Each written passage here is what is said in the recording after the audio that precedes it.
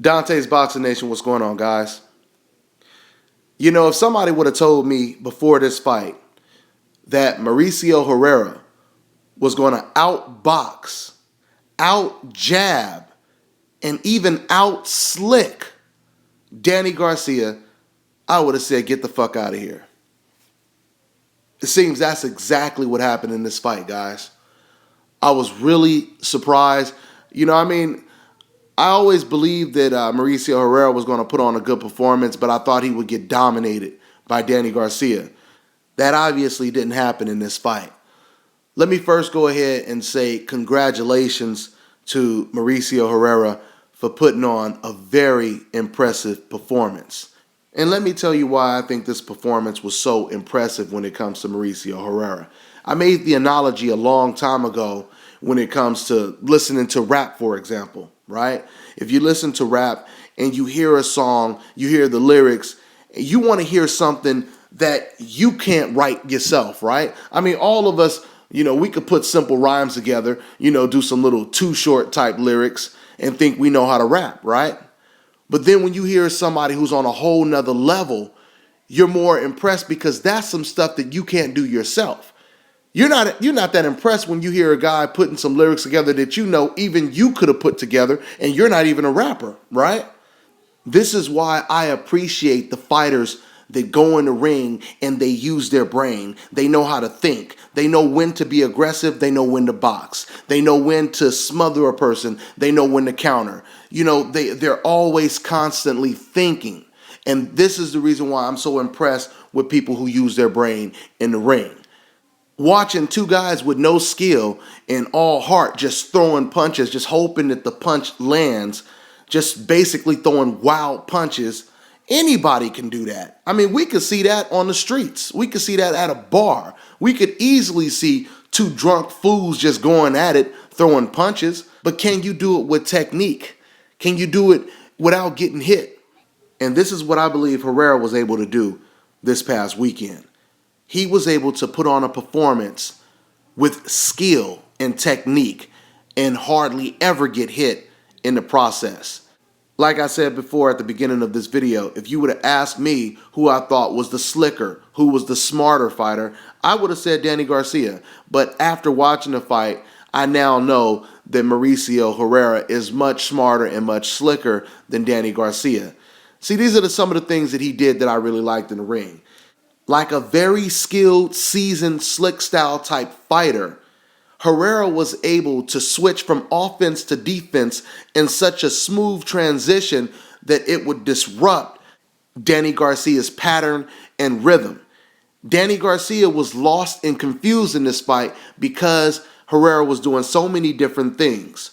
One minute, Harrera, he would be standing from a distance. Then all of a sudden he'll get low, he'll close the distance, get close to Danny Garcia, which would take away Danny Garcia's favorite weapon, which is his left hook. He would smother the left hook. Matter of fact, Harrera was able to pretty much take away all of Danny Garcia's weapons when he would smother him. And every now and then, Harrera would, throw punches and then he would tie up Danny Garcia, but he didn't do it in a coward way. He did it in a strategic way that made sense, and it was an impressive way to clinch. I know that sounds crazy, but he didn't abuse it like a Carlos Molina, because Carlos Molina, he relies on nothing but clinching, just constantly clinch. And then while you're thinking the referee is about to break up the clinch, then all of a sudden, Carlos Molina, he jumps out the clinch and surprises you with a combination. Little stuff like that. Harrera didn't have to resort to that. Harrera, like I said, in the first couple rounds, he basically would throw punches, and every now and then he would clinch Danny Garcia. But what was funny to me is Danny Garcia wasn't clinching in the first half of the fight. But as the rounds progressed, and once you go to the later rounds, then all of a sudden you would start to see Danny Garcia, he would start to grab and clinch Harrera. Which, when he clinched, it was more out of a frustration. It was more out of a confusion, trying to figure out, what to do next. Harrera was able to, like I said, switch from looking like this aggressive type banger to all of a sudden be this slick fighter with an unbelievable jab. I mean, the jab that he was throwing in this fight, it almost looked like an Ike Corte type jab.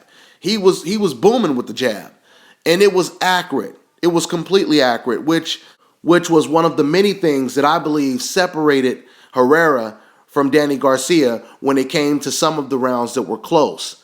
What I noticed in this fight is even in the rounds that were close, there was only one person getting his head popped back consistently, and that was Danny Garcia.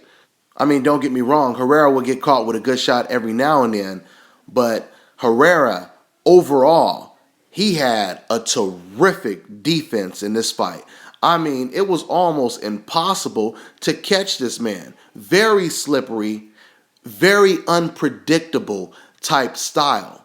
He had Danny Garcia completely baffled in this fight. I never thought I would see Danny Garcia looking so confused in a fight. And this was that one fight.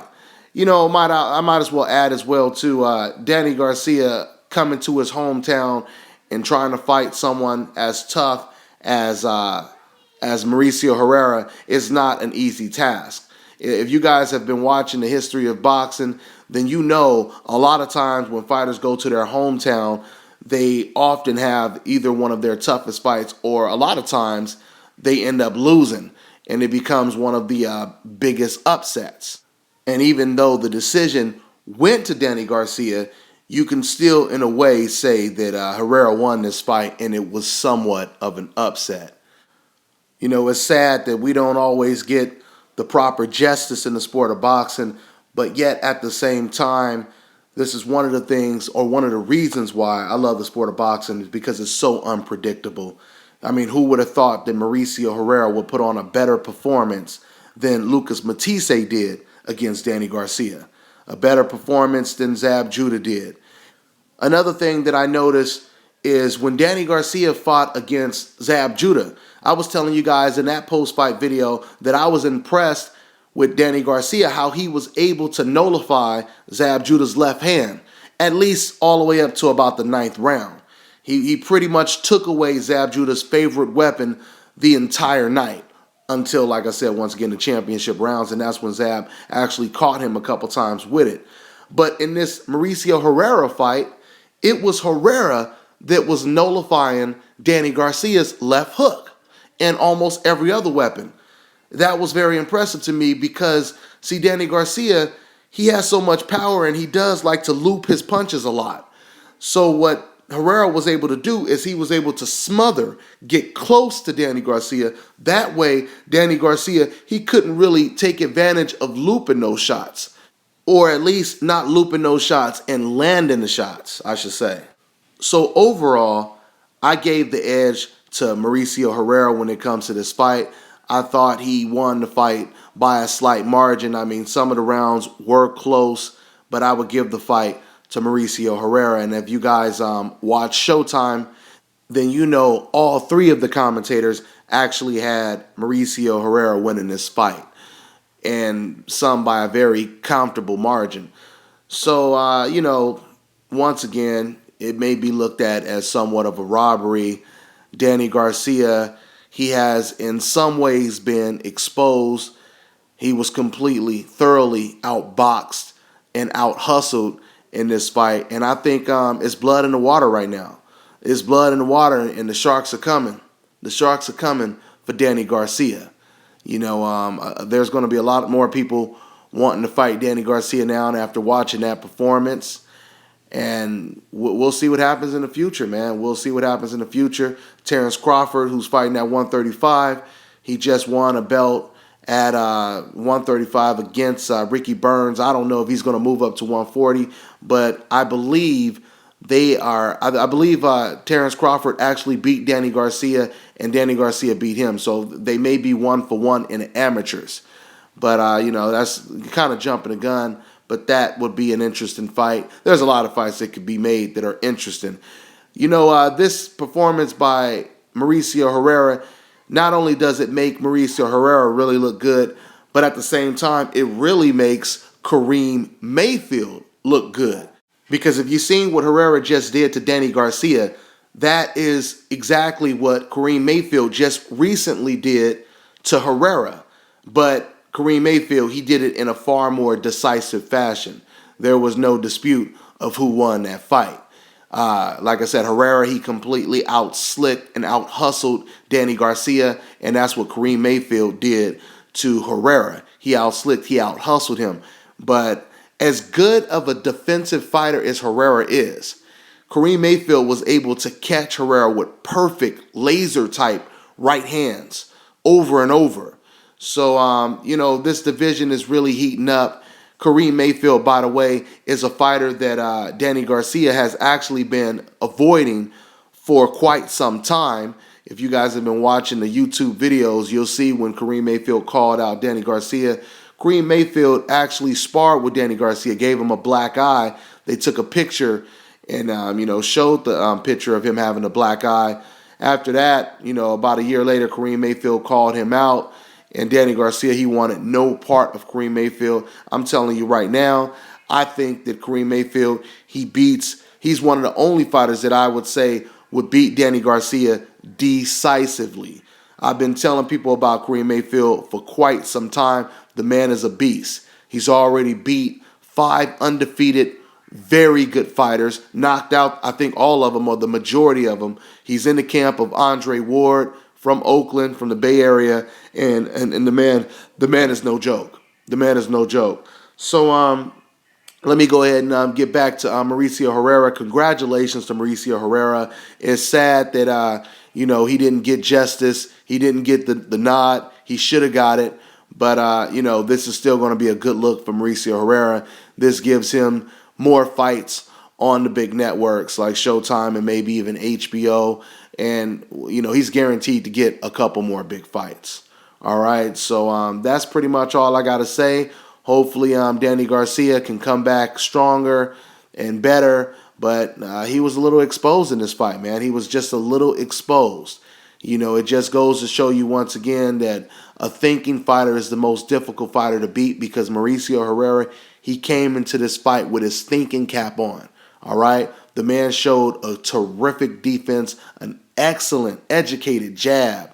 Harrera was able to mix it up in such an unpredictable way that Danny Garcia could not determine what was coming at him next.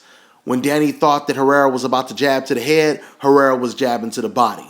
When Danny thought that Harrera was about to come into the inside, Harrera actually ended up throwing jabs and staying on the outside. I mean, he was just thoroughly confusing Danny Garcia the entire fight. So that's pretty much all I got to say on this one, guys. I'm on to the next one.